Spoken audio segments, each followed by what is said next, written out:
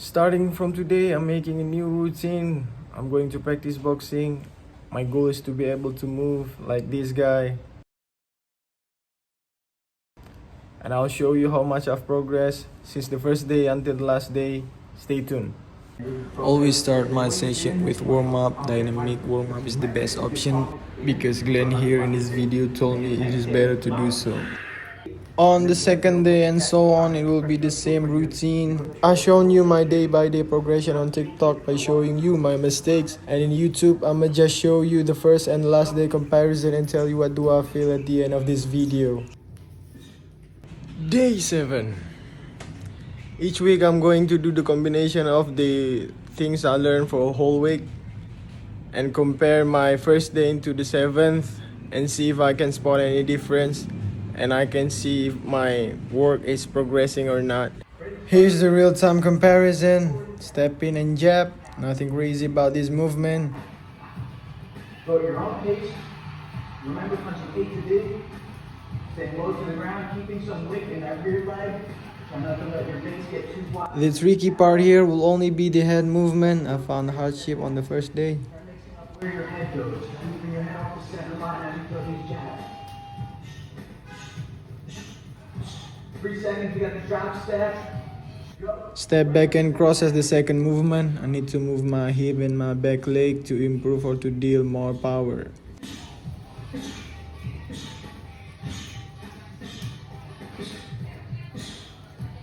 Halfway there, make sure you're rotating those hips, rotating those shoulders, getting full extension in your punch, and the opposite hand is staying up at your face. 5 seconds.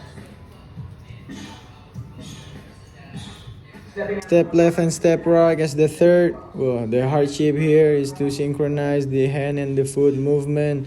As you can see, my first day looking terrible, but on the 7th, I can mimic his movement all day long.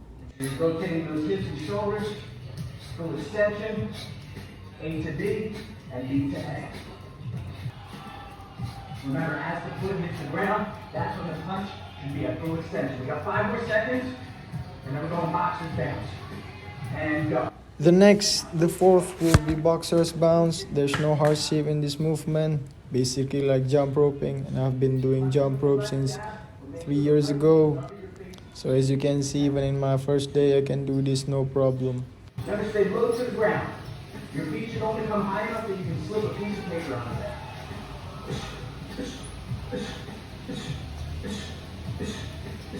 3 seconds, and we got our 90-degree pivots.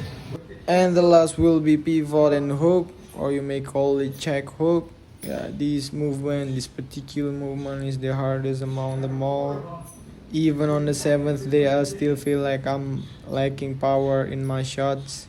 And also maintaining balance is a priority as well. Almost there. Keep pushing.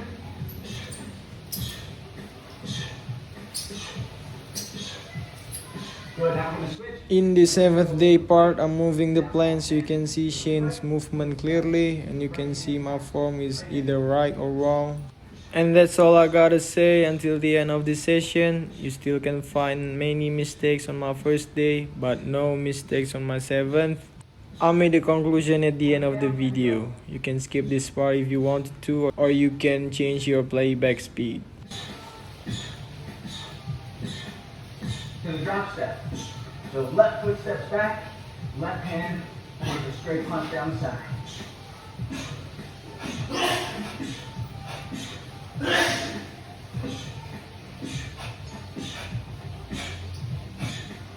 Halfway there.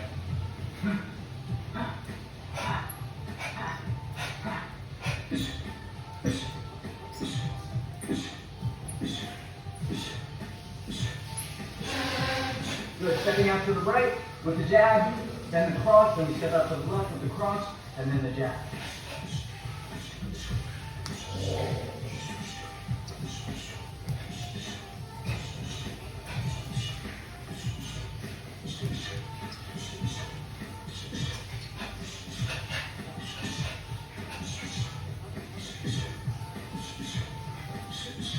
Five seconds. Now Hugging boxes down, in and out. From the southpaw stance, firing off that right jab. Make sure you're breathing. Exhale on every punch.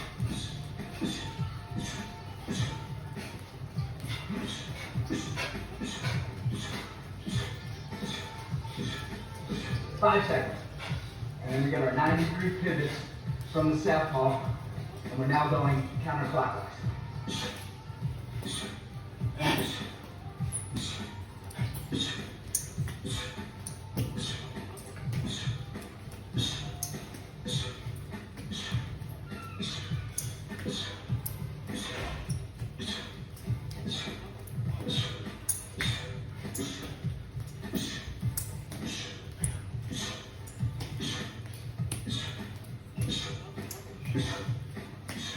And time. Go work out. But before that, here's the combination I was talking about. Here's my first success attempt.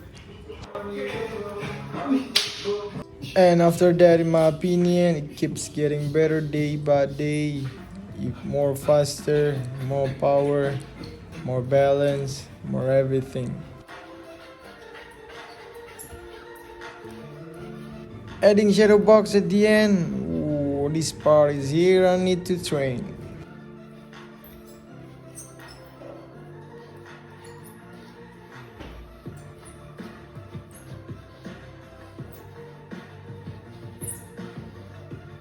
And that's it. What do I feel doing this program? Ooh, I feel more and more insecure. Look at my technique, look at my body weight also.